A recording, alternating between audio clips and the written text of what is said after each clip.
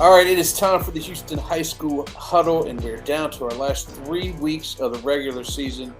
It's always sad to hear that kind of stuff, but my man Matt Stepp is with me from Dave Campbell's Texas High School Football, and we are talking Week 9. But before we talk Week 9, we always drop back and talk about Week 8 and some of the things that we saw or happened to come across on Twitter or what have you in Week 8. Now, I told you last week I was heading down to Houston for a game. That didn't happen. I got somebody to pick it up for me, and I'm kind of glad I didn't, because that would have been a 4-hour drive to see a 63-7 bombing. Man, Willis, sometimes their offense just plays. And by the way, looking at the highlights that guy did get, he got great highlights for me. Some of these Jermaine Bishop, we talked about the Travis Hunter comparison, but some of these catches he made on offense and diving into the end zone were just spectacular. He's just fun to watch. Willis is a fun team. You're going to get your money's worth watching the Willis Wildcats. I mean, if you go to a game, I can't guarantee they're going to win every game. They've won every game so far, but I can guarantee you'll be entertained. They play a wide open, fun, entertaining brand of football, and they have a lot of fun players. Jermaine Bishop being first and foremost there for the Wildcats. I'm not surprised they won. I'm not surprised that they handled Conroe fairly easily. I didn't think Conroe offensively could keep up. I am surprised it was that lopsided. I think it just shows Willis and the Woodlands are head and shoulders above the rest of that district. And, I don't think it's crazy to think that Willis this year, I think Willis is probably I think they're a more complete team than they were last year. I think they're better defensively. I think offensively they're still dynamic. They don't have DJ Lagway. You don't replace DJ Lagway. But I think the complementary pieces have improved. And I think Willis is better defensively. And with DeSoto not being quite where they were last year, I mean, it's not crazy to think that Willis, has at least a puncher's chance in the region. I think DeSoto obviously is still the favorite despite the 2 losses. But I think Willis is more equipped to play with DeSoto this year than they were last year. Will they beat them? Probably not. They'll be a big underdog, but I think they're a more complete team in 2024. Very impressive, Willis. That was a strong performance. Interesting you brought that up, the whole DeSoto thing, because I was talking on another podcast about how we talk about Houston football, we talk about Region 3, and we're like, all right, which one of these teams has the best chance to go to state? But when we talk about Region 2, we say, which one of these teams has the best chance to go 3 rounds? We don't ever really talk about state because of what we have on that other side. And I don't even, Houston teams in Region 2. It's been really tough. The North Houston, it's just, I think it's a coincidence that you've got the better Houston teams are further south in Region 3. And then the better DFW teams have been further east in Region 2. So you have Houston's lesser teams going against the elite, from DFW. It's kind of factored into things. But I think this year, at least in Division 2, I think the Houston area has got more of a puncher's chance this year. And I would be interested in, and I know it's never going to happen just because of the whole geographic part of it, but to see a Willis play or Woodlands play teams down in Region 3, like get them matched up against Ridgepoint, Atascocita, some of these North Shore teams that you don't ever get to see them play. But maybe they still obviously running the North Duncanville and all of them down the stretch. But I'd like to see how they fare, because right now, I'm going to skip to it right now. I wasn't really – the 13-6A is pretty much settled for their 4 playoff teams.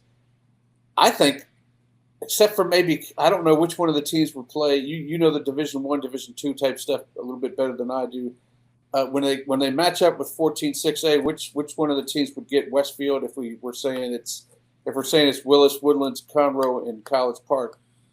So right now it'd probably be College Park getting Westfield, and then Willis would get Decaney, and then Division 1. I'm projecting the Woodlands. The Woodlands actually playing Nimitz now because Davis. Yeah, Nimitz is jacking around. Yeah, exactly. And then Conroe taking on Davis. So that's kind of what I have projected at the moment.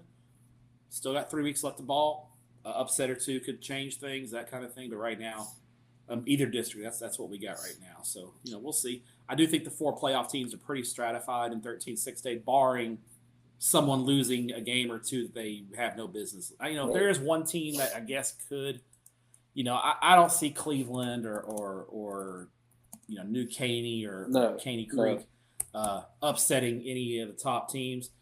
Grand Oaks is probably the one that I think could potentially do it. The problem College is Park's already beaten. Yeah, they've already beaten. Yeah, both they've already lost to Ridge College and Park, Conroe, and they still got to play Willis. And even if a Grand Oaks did knock off Willis, they've got 3 losses, so it wouldn't really matter. So I think you're pretty much clinched on the 4 playoff teams. You're talking things that aren't going to happen. You're talking crazy talk, things that'll never happen. But you have to say it like that because you're mad Stepp. I'm telling you, those things aren't going to happen, and those are the 4 teams that are in the playoffs. So go back to your projections, and crunch the numbers. Hey, I'm ready. I'm already starting to plan. You'll love this. I'm already starting to plan my Week 11 Saturday playoff matchup bracket stuff. So make sure I get those brackets out to everybody. I do like to see that. As quickly. Make sure I get bumped up at the top of the email list. I gotta get bumped up there. You'll get a text from me. It'll get tweeted out. I need. You'll get clicks, it when you man. get it. All right, I got you. You'll get your clicks. How about Cy-Fair? I mean, they said they're telling us all that, hey, 17-6A ain't Stratford's. We're going to go ahead and show you that we can still play some ball, and we may have started off struggled in our first game, but they seem to be back on top there at 17-6A. We said it would be between them and Stratford, and Cy Falls is playing some ball too, and they still have to play Cy Falls. But Stratford was just moseying along, roping teams, and then they ran into Cy-Fair on a Saturday afternoon. I mean, your thoughts on that? Yeah, I actually watched a good portion of this game on my tablet from my hotel Saturday. I had Texas and Georgia on the big screen on the TV, and then I had on my tablet Stratford and Cy-Fair, and Stratford and Cy-Fair was probably the better game for the most part. Yeah, Cy-Fair rounds that 17-7 lead, and Stratford scores those 2 quick touchdowns back to back to get back in the game. It was a heck of a ball game. 2 good teams going at it.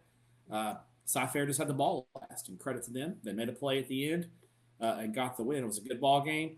I think Stratford made a good accounting themselves. I didn't think it was crazy to think that Stratford would win the district. Right. Cy-Fair scored the game-winning touchdown with 20 seconds left. I think you were 2 evenly matched teams going at it, and Cy-Fair got it done late. So you got to give credit to those guys. That's a traditional power. Cy-Fair, even in down years, they're always good. They're always solid, and they're showing it once again. They're maybe young, a lot of new faces, but they have a lot of tradition, and that Bobcat fight never dies. Never does. And we've got to give some credit back out to Katie again. Their defense really, really suffocated Katie Jordan.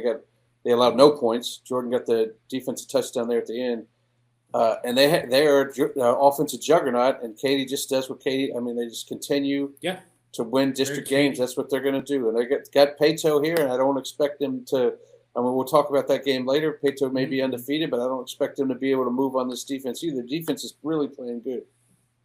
That's the hallmark of Katy football is a strong defense, and that's where they've kind of lacked the last couple of years is on the defensive side of the ball. They're playing great defense. That's a really good offense in Jordan. I'm actually not, Jordan actually made a good accounting of themselves. I'm not super worried about Jordan. Playing Katy, losing by 10, being competitive. Offensively just couldn't get anything done. But I thought Jordan's defense played well. But I also think Katy, kind of played the game in front of them. They got up early 10-0 and kind of held them at arm's length the whole way. That's kind of Gary Joseph mantra there. They're gonna be conservative and run the ball and rely on that defense when their defense is playing well, like they were last week. So I think both teams probably walk away feeling pretty good about things. I think if you're Katy Jordan, you take the loss, but you learn a lot from it, and I think this will get them ready for the playoffs. And the coaches were impressed by Katie's win because they jumped them up over Fulshear in our coaches' rankings to number 4, and Fulshear dropped to 5, but that's only because Fulshear's not getting to play anybody anymore. They're just getting through the district the way they can. But did you see Fulshear busted out some old school jerseys last week? I didn't see that. They busted out some old school gray mesh jerseys for the game. They wore them in the game. Oh, wow. The old pennies that we used to get in flag football. Yeah, they went old school on us. How about that? Caduti's got a lot of bits over there, man. That's a bit-laden football team. They got a lot going on over there.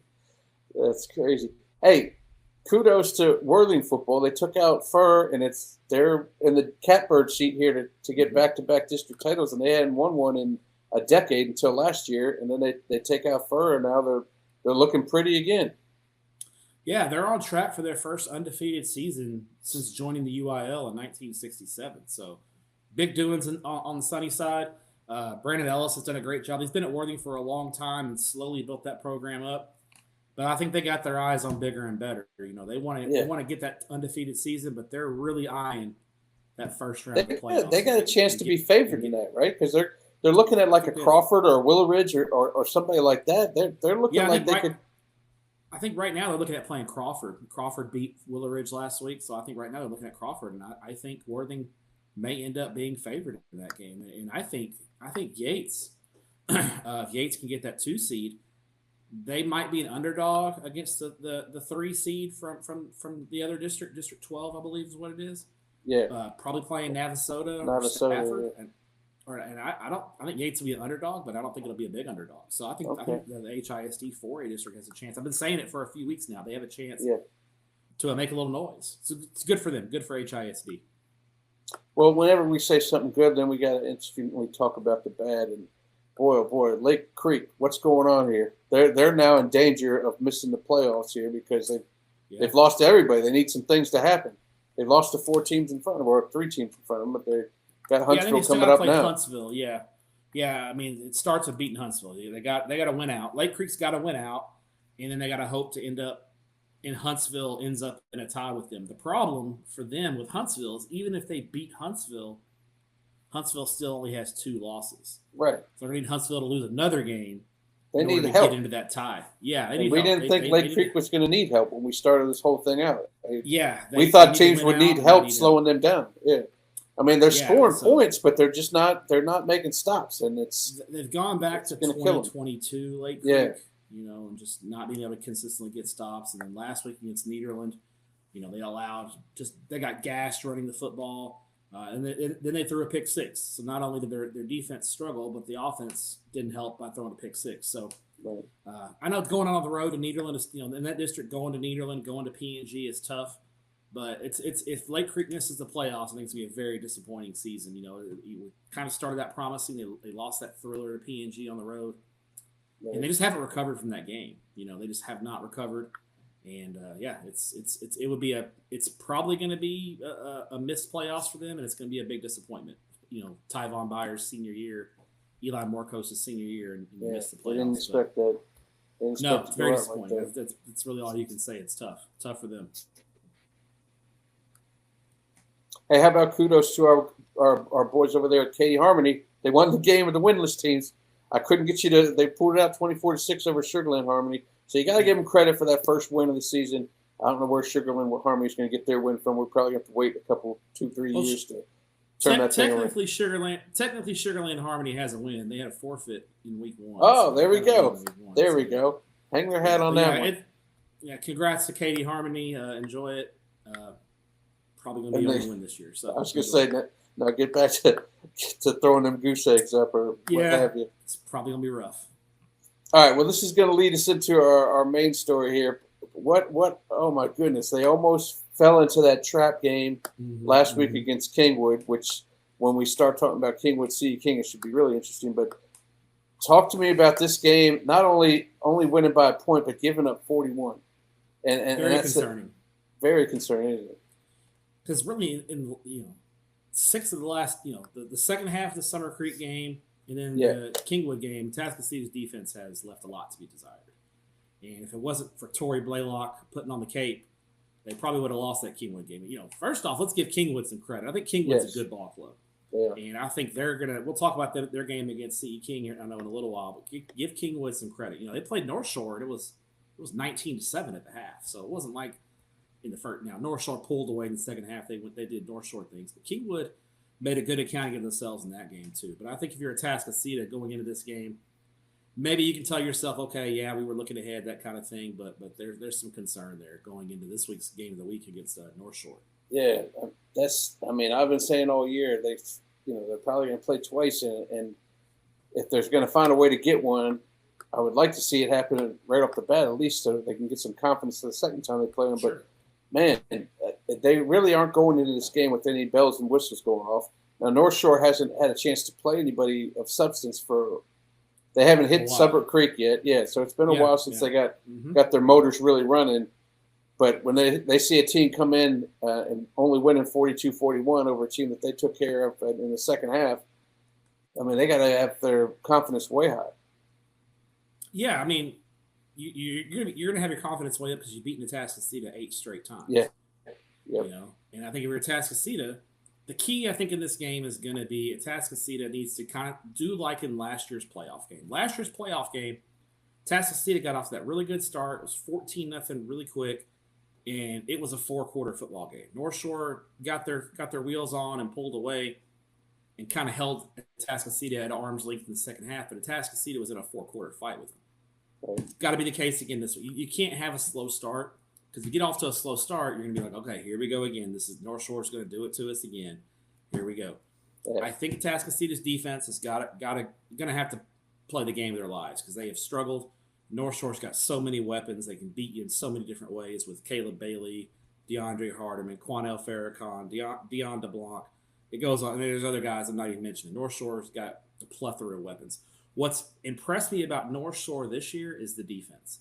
Yeah. Their defense looks like the 2018, 2019 North Shore defenses, where the last couple of years they've been okay on defense but vulnerable. This year they look more like that 2018, 2019 North Shore defense. Atascocita offensively, obviously Blaylock's going to get his. He's a great player. I think this is if they're going to pull the upset, it's going to have to be Carday Mack. It's going to have to be the Carday Mack show. I think Carday Mack is going to have to play a great game, running and throwing, to just take some of the pressure off Blaylock. North Shore is going to be laser focused on Blaylock, and they're not going to let him try. The plan is to not let Blaylock beat you. They're going to make Carday Mack do it. Probably they're going to make Carday Mack do it with his arm. Because North Shore is probably going to lock up in the secondary one-on-one with Devin Sanchez and Nigel Pringle and dare Atascocita to throw the ball. They're probably going to load the box and then play man coverage out there and say, okay, beat us. So we'll see. I actually think Atascocita playing that bad game against Kingwood is going to be a wake-up call. I'm going to call it now, Lizzie. I think Atascocita, it's time. I think they're going to pull the upset. Not saying they're going to do it in the playoffs, but I think at home, sell-out crowd. It's already sold out on the Atascocita side. I'm sure the North Shore side is going to sell out quickly. I think Atascocita pulls the upset. And I didn't think we were going to agree today on this one, but it looks like we are. Of course, I've been singing Atascocita for a while, but I was afraid I was going to fall off after this showing here. And you talked about starting off fast, but after they saw what happened with Summer Creek, they can't be happy with just starting fast. They got to make sure that thing stays tight throughout the whole game. They can't let the whole thing. And it's interesting. We did an interview with Devin Sanchez, and first of all, he's a great kid, super intelligent kid about his defensive skills and how he can hone in on them. He spent the whole summer with Ohio State guys coming to him saying, hey, this is it. Jeffrey Akuta's down there playing for the Texans. So he got together with Akuta, and they're talking about, hey, it's real cool that you can match up and head-to-head or man-to-man with these guys in college. You may not be able to tighten up or in high school. You may not be able to do that in college. So you're going to have to learn how to play zone coverage as well as tight man. And he took that to heart, and he's polishing off his game. He's getting ready for Ohio State already. And that's only going to help them because now is when their little gauntlet starts because they'll have Summer Creek here in a couple weeks to end the season, and then the playoffs start, which I'm sure they'll probably get Deer Park yet again. Deer Park thought they were real nice and neat by getting out of that one district. All right, we're done with them. Well, sorry, they moved districts too, and you're getting them again. So, we'll talk about that later. Maybe they can pull off some wins here because they haven't played their gauntlet yet in 24-6. But should be interesting. All right, let's get into some more games this week. I put this one on here because Nimitz can't afford another loss here. They lose to Eisenhower, all of a sudden they're going to start worrying about postseason problems. I didn't expect that loss to Davis. We kind of thought it might happen to Spring Westfield. Didn't expect it to Davis. Can this thing turn into a longer streak than just 2 in a row?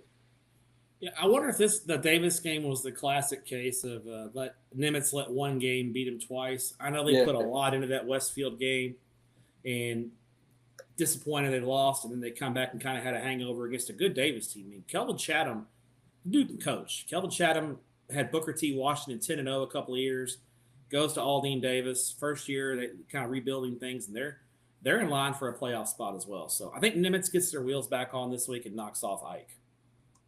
And Davis, that was the first time they really put some points on the board, too. So that's what makes me worry about Nimitz's defense, because they hadn't, Davis hadn't scored more than 20-something, and they gave up 40, or they scored 47 against Nimitz there. So I was like, that's where I was a little bit nervous about Nimitz, but they got to get back on track here, see what they can do. That's why your theory about letting the game beat them twice, that may play a big factor here, because it's like I couldn't see him giving up 47. All right, moving into 15-6A, we're getting it's getting real dicey in here. It's getting real fun. Klein Oak has played their tough teams, and they're now waiting. They know who they beat and who they lost to. Now these other teams are going at each other. Klein Collins took out Magnolia, so now they're back on the map, taking on a Klein Kane team that they didn't have an impressive outing against Klein Forest last week. They did hold them to 3, but only scored 16. Talk to me about what you think about this one, and then we'll move on to Magnolia Tomball. Yeah, this district is just, there's really 6 teams that are still kind of in the mix here. We talked about Collins a lot, and I can't read them for the life of me. I don't know if they're coming or going, what's going on. They're just one of those. There's always a few teams like that every year where you just can't get a read on them, and I can't get a read on Collins. I have a pretty good read on Kane. I think Kane's across the board the best team in the district. So I like Kane here, but I think if Collins plays their best game, they could beat him. It's just which Collins is going to show up. Can Collins be this? Show up? Can Collins be this year's Tomball, where they kind of fiddle faddle through the regular season and then go 4 rounds deep? And they're good. They're good enough too, for sure. They got to get in. That's the key. Is they got to get in. They still got last week was huge though. Getting that win over Magnolia was huge. They should take care of Forest the next week. So if you can get a Collins sweep here, gets them back and gets them into the playoffs. A loss here and then a win over Forest next week puts them at 5-3, and then it's really going to come down to who they're tied with. There's going to be somebody, 1 or 2 teams with 3 losses that they're going to be tied with, and what you want to do is if you're going to be in a tie with somebody that you beat. So this is going to come down to week 11. I'm probably going to have to call coaches and ask what the tiebreakers are on week 11. What Whataburger are you flipping coins at? Yeah, and see how it shakes out. But I'll go with Kane, but I don't feel great about it. Well, then you got Magnolia and Tomball. Magnolia coming off a loss here, and after Tomball, they got West, where you throw the records out, and they got Klein. Tomball has no blemishes on their record, but they're starting to play the dogs now with Magnolia and Kane coming up next. Mm-hmm. They did take down Collins early, so what do you feel about this one? Being at home's got to be a huge advance here for the Cougs. Yeah, I think Tomball's got the edge here. I think they've been the most consistent team in the district. I don't know if they're the most talented team by far, but they're the most consistent. Dave Handel's done a great job with this program, taking over after Kevin Flanagan moved into administration. Kept them Tomball, right there in the mix, and they've been that kind of quintessential 5-5, 6-4 team. Well, it's going to be ironic if Tomball runs the table and goes 10-0, 9-1, and then loses in the first round of the playoffs. It's kind of the reverse of what they've done in the past. I think Tomball gets the win, and then now you look at Magnolia. If Magnolia drops it, this is a huge game for Magnolia. If they drop this one, they're going to fall to 3-3 in district, and now Magnolia is going to kind of start looking, a little concerned, especially because they lost to Klein Collins last week. Because now you're looking at possibly being in a tie with Collins. So a lot of playoff implications here, but I got to go with Tomball. I think we're going to have a district championship next week between Tomball and Klein Kane. I think so too. I just wonder what happens when it's going to be a jacked up 3-way tie with Oak, Collins, and Magnolia. We'll figure out how that thing plays out. Good. I'll leave all that tiebreaker stuff up to you. Exactly. I'll leave all that tiebreaker stuff up to Stepp. He's good at digging around and figuring out. My PSA to the UIL. Let's have a universal tiebreaker, please. There we go. For the love of all the holies. Let's get a universal tiebreaker. Exactly. And then here's the district that we usually think is going to go down to the wire and figure out what's going on. But, and barring upsets, this one's pretty much – we got the 4 teams unless, Cy Ranch and Langham Creek will probably battle the last game of the year. But what do you think about this Saturday matchup between Cy Ranch and Cy Woods? Because Cy Ranch has beaten the teams they're supposed to, but they couldn't do anything against Cy Springs earlier in the year. What do you think about Woods? Woods has been impressive. Big win over Springs last week. That was huge. They look great. Their quarterback is a dude, man. He's a ball playing jack. Cody Semper's a heck of a coach. Woods is kind of the surprise story in the Houston area right now. Coming into this one at 7-0. A win here for Woods. What you want to do is put yourself in that position to compete for a district championship against Bridgeland. That's what you want. And the more wins you can rack up, also the better chance you have of hosting a first-round playoff game. For Ranch, I think Coach Blaylock in his first year has done a great job considering how late he was hired and he didn't have the luxury of, Ranch went through spring football, so they had to kind of retain a lot of the things they did in the spring. And Blaylock and his coaching staff have done a good job kind of managing that and getting his team into that playoff mix. But Woods, too much experience, too much strong QB play. I think Woods gets the win on Saturday. And we'll come back to this game a little bit later when you ask me where I'm going to be this week. Okay, I will. Although I think you just told me, but we will come back to it. Yeah. All right, 17-6. I was jacking around with Cy Falls this whole year. Well, not this whole year, but the game that we had on, they barely could score against Houston Memorial 7-0. They got a defensive touchdown. I'm like, this team can't be what I thought they were. But then you look closer, and they haven't given up a daggone point in district play at all. They're pulling a Summer Creek in district play instead of non-district. And they're going to give up some points to Stratford. That's given. But your thoughts on how they can handle against Stratford here? Because now it's a 3-team race here. Stratford's obviously pulling for themselves, and then they're going to pull for Cy Falls over Cy Fair at the end of the year. Yeah, I think this is a good test for both teams. I think what's going to be key is I mentioned Nimitz letting the same game beat them twice. That's key for Stratford in this game. Are they going to let the Cy Fair game have a hangover in this one and let that disappointment from that loss carry into this game? Because if they do, Cy Falls is good enough to beat them.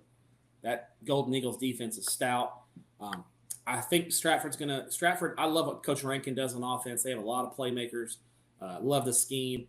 They can't get off to the slow start this week. I don't think they will. I think at home they'll be ready to go, and they'll take care of Cy Falls. Cy Falls will allow some points, and Stratford will get the win here. And this is a big game for seeding too, because these are probably going to be your two, Division II teams. So this could be, looking for that top seed. Who do you got as the fourth team in there? Jersey Village. Jersey Village did not show up at all against Cy Falls. There seems to be quite a big gap. Quite a drop between 3 and 4 in this district. I'm going to go with Jersey Village, but hey, your boys from Memorial could get in there as well. Yeah, my boys. They're going to hate me in Memorial if I ever go down there. Get out of here. All right, this last week, Lamar was like, y'all remember who your daddy is in this district. Just don't forget. And now for second place, it's Bel Air and Heights. What do you got to think about in this game? I like Heights, but again, kind of the same deal. Don't let Lamar beat you twice. The Lamar game beat you twice. I think Heights.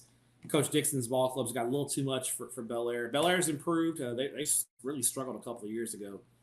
Coach Kuntz has got them kind of back into the mix. I think they're the solid third place team out of HISD, but I like Heights in this one. All right. Moving on to 19-6 Thursday night tilt. Katy gets one last huge competitive game here with Pato, but I just don't think Pato can score on them. But the key here in 19-6A, and I think we kind of talked about this game, is, and we need to start leaving Tompkins alone. I think we talked so much about Cinco Ranch, and now they're sitting here at 2-6 and not doing much at all in district play. I think Tompkins proved that they're going to be that fourth team again. Yeah, which would send Katy into the Division I bracket. So this game could have big seeding implications because Pato's probably the other Division I team. I agree. I don't think Pato's got the offense to consistently move the ball on Katy. Katy's going to be Katy.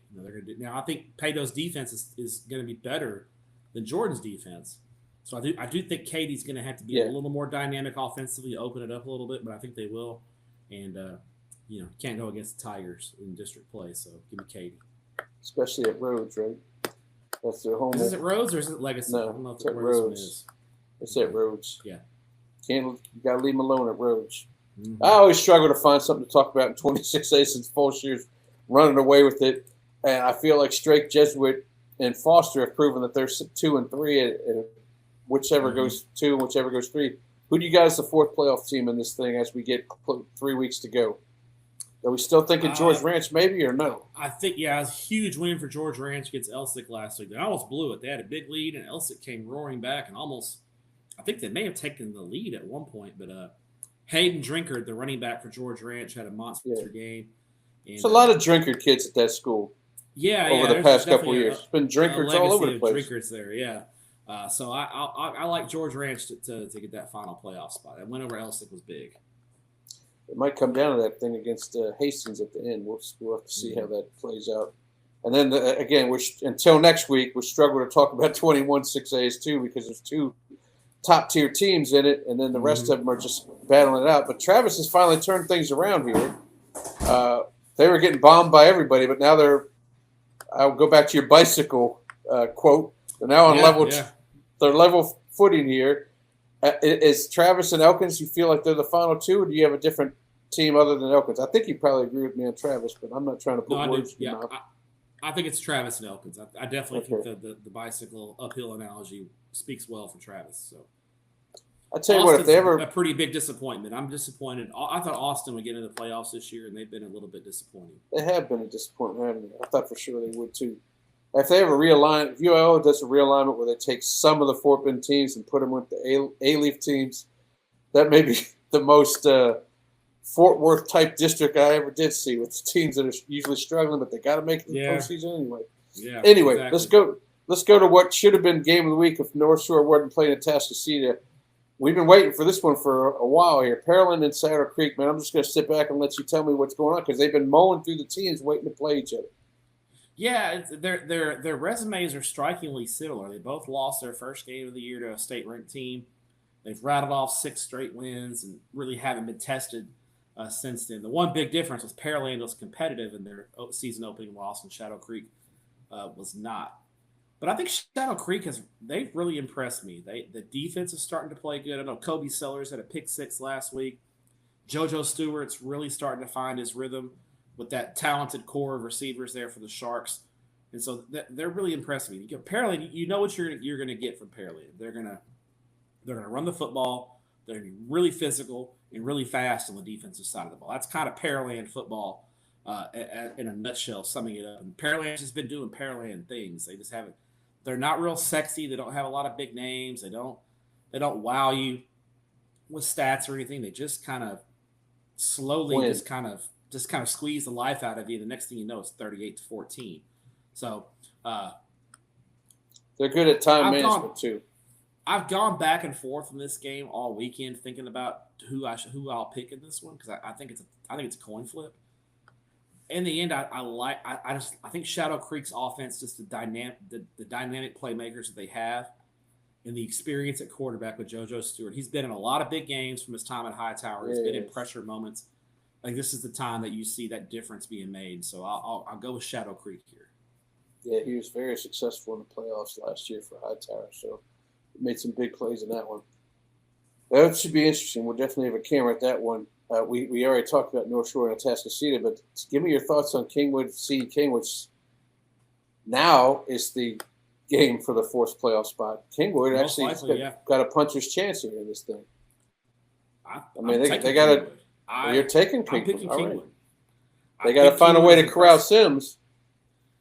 Yeah, it's tough, but Kingwood's got relatively speaking, Kingwood's got a good defense. I know Atascocita scored 42, but they also, a couple of big. I know one kick return for a touchdown, had a short field at one other point. So I think Kingwood's defense is solid enough to contain Sims, and I think Kingwood's offense, moving the ball up and down the field like they did on Atascocita, impressed me the most. So a little bit of an upset here. I'm buying in on Humble Kingwood to sneak in and steal that 4th playoff spot. Man, I wish this game was on a Thursday. This is one of those ones I wish was on a Thursday because I'd be able to get it because there's just so many bangers across the state, including Week 9 is crazy statewide.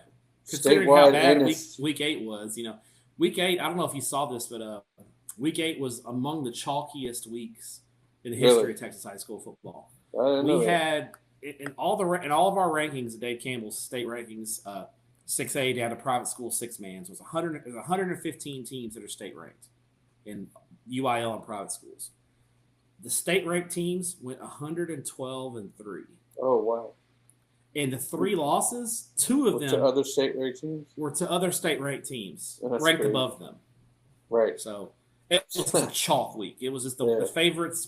It was hard to find a big upset last week. So I think this week's a great week. Ton of great games statewide. A lot of great games in Houston and Southeast Texas.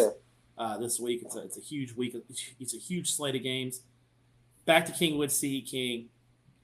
Like I said, I've something about Kingwood I've liked all year, and I'm sticking with it. Give me the Mustangs. Give them the Mustangs. All right. Well, that'd be interesting to see a different 4 teams make the postseason out of it. 23-6-8. It's been the same for a while. Here's another one of these banger games. I mean, this has all the makings. I'm not.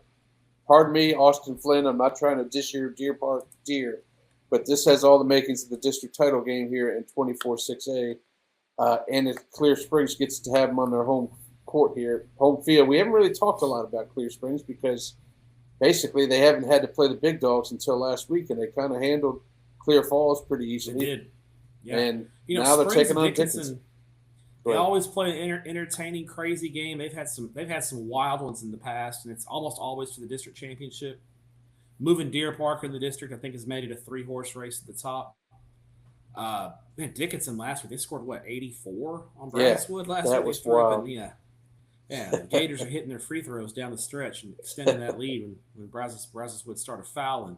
They started fouling down the stretch. I just love Dick. I watched, I haven't seen Dickinson in a while, but I loved how they looked against Katy early in the year when I watched that game.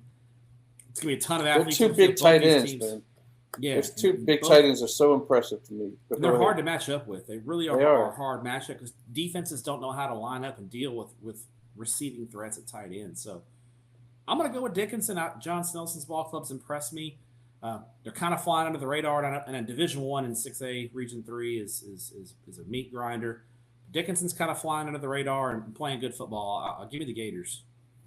And we'll talk more about Deer Park in the next couple of weeks because that's when they start playing the big dogs. But yeah. We'll move on to 5A, where 9-5A Division I is pretty much settled, but they all play each other. Barbers Hill is taking on Galveston Ball. I don't have the other one up here because they're not technically Houston teams, but Lufkin's playing Port Arthur Memorial. Yeah. Those are your playoff teams in this district. And then, if Galveston Ball can win this one and beat Barbers Hill, who's they've taken a couple on the chin for the other 2 teams that we mentioned, that'll set up a Week 11 for the district title game with Galveston Ball and Lufkin. But give me your thoughts on this one because another one they get at home here. Yeah, that's the thing that's the big advantage that Ball's got this year is all 3 of those big games are all on the island. All at Kermit Corville Stadium, and that's a huge edge for Galveston Ball. I said it when Port Arthur came that it was going to be they were walking into a hornet's nest. Barbers Hill's walking into a hornet's nest as well. Very tough place to play. And then secondly, you're dealing with Jonah Williams, and thirdly, you're dealing with the Galveston Ball team coming off a bye week. It's had 2 weeks to get ready for you. So. A lot of things working against Carl Absek's ball club. Barbers Hill's a good team, and Carl Absek's a heck of a coach. They'll be ready, but I think everything lines up for a Galveston Ball win here, and I think we are, provided Lufkin can take care of business down in Port Arthur, careening towards that Week 11 showdown between the 2 purple and gold teams, Lufkin and Galveston Ball. Well, I tell you what, last week, 10-5A Division I, Westbury got a nice win. They got a real nice win against Waltrip, but they've put themselves so far in a tough spot here with some of their other losses. I don't know if it's going to do anything for them to make the postseason, but it maybe jumbles things up at the top a little bit. Jumbles things up at the top a little bit, but I think Waltrip, as long as they can take care of Sterling, they should still be able to get the district championship based on a head-to-head over Galena Park and Waltrip. But, you can't count Milby out. Milby's kind of still hanging around in that mix as well. Yeah, Milby looks like they're going to be 4 because they beat Westbury. Yeah. I mean, that's what I'm saying. Westbury needs to win this one. They did. Yeah. But Westbury's going to have to win again. They're going to have to do something else. Yeah, Westbury at this point has got to try to pass up Milby. Now, you look at Milby's schedule, they do got to play Sterling this week. So that's probably going to be a loss. The problem is that only gets Westbury and Milby tied again. So, Westbury is going to have to – they're going to have to beat Sharpstown and Galena Park to close the year out and then hope that Spring Woods can help them out and pull the upset. So, Westbury is on. They're not quite on life support, but they're fading fast. Even with the win, the results aren't lining up their way. No, it's going to get good. It's a long shot. It's a long shot to get in at this point. Now, I told you I wasn't going to talk about Deer Park till next week, but I lied because this game is at Deer Park because we're still working on that stadium. Crosby against LaPorte. Talk about this game and who you think may come on top because, Angleton's kind of waiting there for both of these teams after they're done playing each other. Yeah, the schedule kind of gets fun there in District 10, 5A Division 1 with Crosby, LaPorte, and Angleton all starting to get a little series going against each other. Been impressed with Crosby in district play, playing Joe Willis's ball club, playing well. That running back is Yarborough's doing unbelievable things. They got a great linebacker over there as well. LaPorte's just been impressed. LaPorte has really started out in the P&G game. They played P&G really tough over there in Port Neches, and since then they've been on a roll. Kevin Bernethi's ball club's been great. Give me the wing T in LaPorte to get it done against a much improved Crosby team. I think the winner of this game hosts a playoff game. So a lot of implications. Now, where LaPorte plays that game, I guess they'll play it in Deer Park, but winner of this game hosts a playoff game. I was hoping you were going to say the winner of this game is going to upset Angleton. But you pretty much said the winner of this game is going to finish second. Yeah, I think LaPorte is at least going to finish second. I think LaPorte could get Angleton. That'll be the very next week, so we'll talk about that next week after we analyze their two games coming up. All right, dropping down to 8-5A Division 2. How good is Nederland? Talk to me. I mean, they're playing the gauntlet now. They may be done winning during the regular season because now we're talking P&G, Huntsville, and Montgomery, but they beat Lake Creek, and barring Lake Creek beating Huntsville, they are in the playoffs. But how good are they? What are we thinking about this team? It's a good team. That they kind of pulled. That P&G went and got a Gary Joseph disciple as their coach. Nederland went and got Scott Rich, who was an assistant at Katy last year. And you look at Nederland offensively, and they're very similar to Katy. They're just wearing black and gold. They love to run the football, get in the I formation, hit you with the play action pass. They're good. They're very good offensively. Defense is still, I think, a work in progress. So they're a good team. That Nederland P&G rivalry is huge. Mid-County Madness is great. I've been to a game at Mid-County Madness, and Nederland student section fired a bottle rocket across the stadium to the P&G student section in the middle of the game. I'm sitting in the press box, and I see a bottle rocket go shooting from the bleachers over the other side. It's crazy. It's a wild scene. There'll be 12, 13, 14,000 people in the building for that game. So anything can happen, but I think Nederland's going to get brought down to earth a little bit the next couple of weeks in this gauntlet of a schedule. I think they can get Montgomery. I think Huntsville and P&G are just a class above them, personally.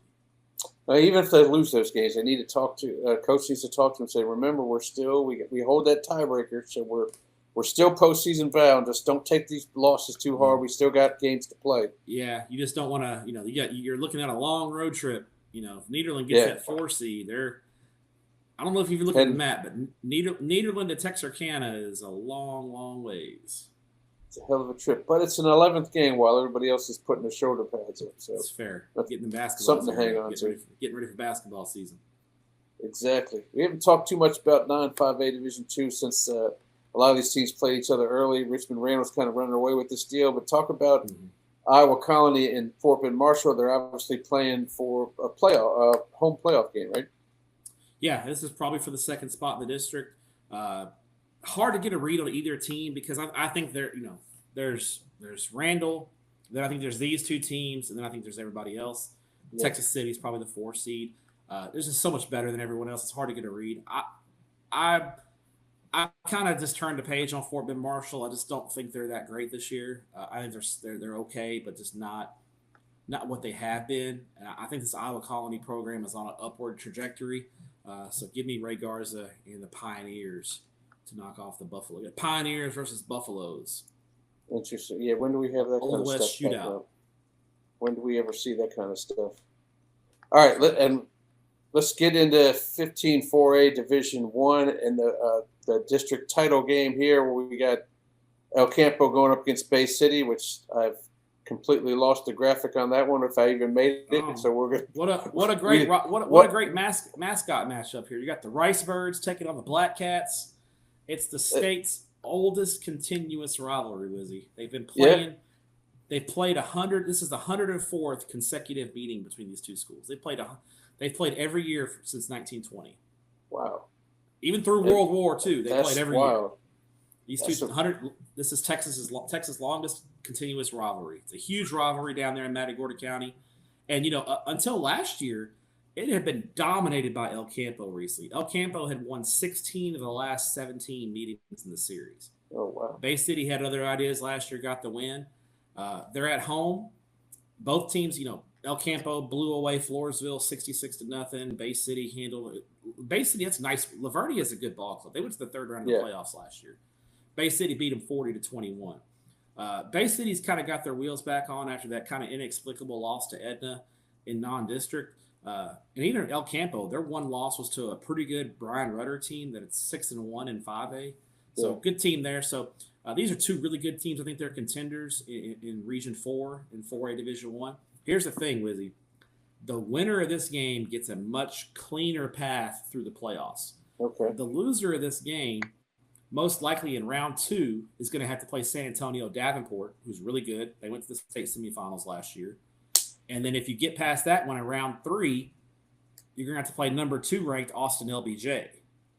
So the loser of this game is a much more difficult playoff path. A lot on the line here.